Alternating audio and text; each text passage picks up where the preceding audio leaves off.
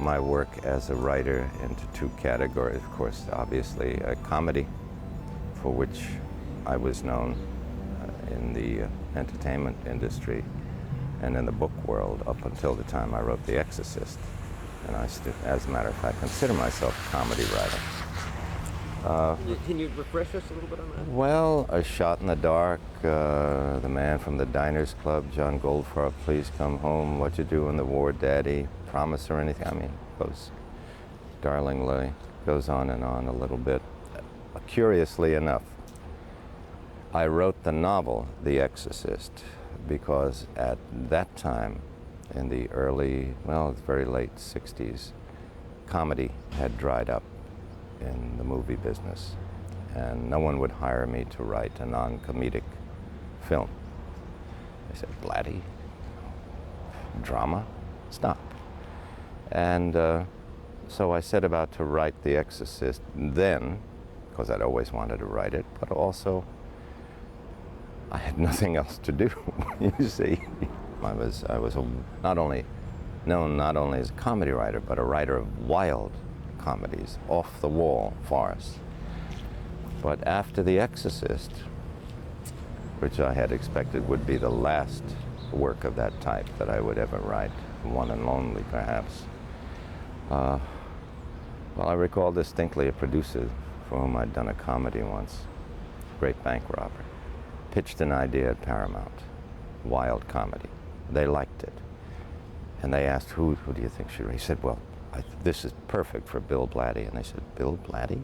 Comedy? So the wheel had come full circle, and The Exorcist has completely obliterated the work in which I'm frankly most interested, in which were all the comic novels and films that I had done before The Exorcist. The theme that links my serious work is simply the search for God, which is hardly novel or new. Has this been a personal search? Well, of course, certainly. Certainly. My faith has experienced wild vacillations ever since I was a boy. And it's a working out of, a lot of my work represents the working out of many personal problems of faith, which I think with the last novel, Legion, I finally settled the matter for myself. In what way? Well, I'm quite satisfied that there is not only a good God, but that the problem of evil admits of a solution. We don't have to get rid of a good God because we recognize that evil is woven into the pattern of the universe. It's not necessary. But I don't think I'd care to go into what one may find it in the pages of Legion, if you can find a copy anywhere. Now, Legion and Exorcist 1990. Yes, they are the same. Mm-hmm. However, I hasten to point out that the film Exorcist 1990 or Legion is a pure entertainment. And none of the serious themes of Legion are contained therein, nor should they be.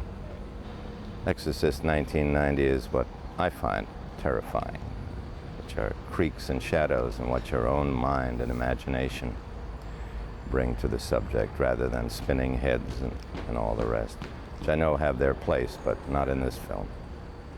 With respect to the subject of possession itself, that I had to do a tremendous amount of research on the subject, largely in the Library of Congress, because exorcisms that are officially sanctioned by the Catholic Church, at least in America, I could find only 3 in the previous 50 years when I set out to research it. So it was the Library of Congress.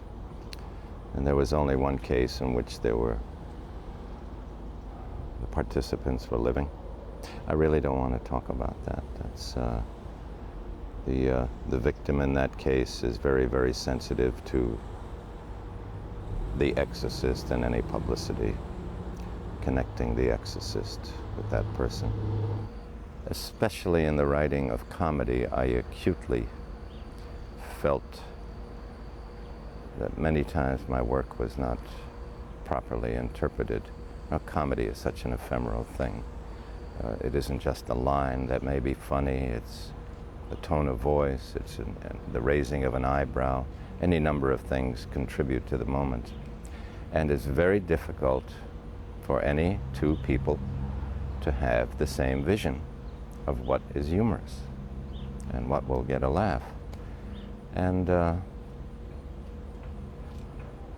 so I decided to protect my material whenever I could. Of course, Ninth Configuration was not a comedy, although there were tremendous comedic elements in it.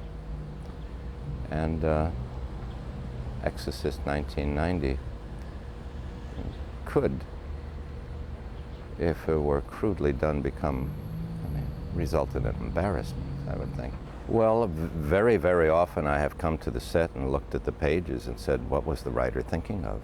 I mean, I can't shoot this material. And I've had to rewrite. And so I've gotten a certain understanding what some of the directors that I've worked with might have gone through. It's quite a humbling experience at times. It was very daring. It takes a lot of chances. If I'm going to make a mistake, I'd rather make it myself, thank you. I think that's what it comes down to. Well, the so-called paranormal is an area that's always interested me since very early childhood, I'd say. No, because if you're searching for God, and when I say searching for God, what you're really searching for is some validation of your own immortality, isn't it? That death is not a final ending. The original Exorcist, the original film, The Exorcist, if you recall, ended with a priest who performed the exorcism diving out of the window of the bedroom. Our film, The Exorcist 1990, the sequel to this original film of 15 years ago or thereabouts, shows a priest diving through the window, and then it shows the stairs with the priest going down the stairs. Where the original Exorcist film ended is where the sequel, The Exorcist 1990, that's where it begins. It was filmed on some very famous stairs, wasn't it? Most certainly, Georgetown University. You know, I should know this, but I call them the back stairs because they're on the south side of the university, and they go on down to that road that parallels the Potomac River. They're very long and very narrow, and they're very hard when you fall down them. And they kind of like lead up into nowhere, don't they? I mean, yes. You're talking about the image you had of them looking up at them. By the way, I want you to know that I'm a movie buff, and I am a sucker for the story. Before we began shooting, I'd say approximately maybe a month before we began shooting at Georgetown University, I happened to be over in Washington, and I drove the same way I used to drive when I was a college student at the University of Maryland. I always used to go into Georgetown University through what I call the back way, which takes you right by these stairs. I stopped my car, and I looked up the stairs, and these stairs seemed to go up, up, up, and just into nowhere. So you could let your imagination, and it was at night. So I mean, it's not very well lit, and the stairs look evil. There's something up there, whatever that is, if you let your imagination loose. I would guess many have gone to the top of those stairs and wondered about things, because that was such a wild scene that's left so much in people's minds. This is my daughter. Hello. This is Kaya. Hi, very happy to meet you. I'm the writer of Friday night, I was ready to go on the radio, and someone called me, a very nice lady, and said she was having dinner with Mr. Blatty, and they suddenly had an idea that he'd like to use Larry King in a scene in a restaurant to establish the Washingtonian flavor of this. Can you be here Monday?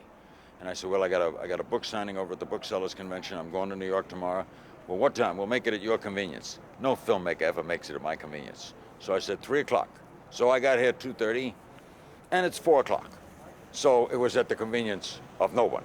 But I'm here because I'm going to do a scene, and I love The Exorcist I, and I'm kind of getting a hoot out of this. I've done a few movies. It's kick. I've done a lot of interviews. I knew Dr. Rhine, who invented the term parapsychology. I've interviewed many priests, many religious leaders, people who've talked about exorcism, but by interest, I just have I've never believed it. You know, that the truest thing, I'll give you an example here. I'll use just this little bottle. It could be anything.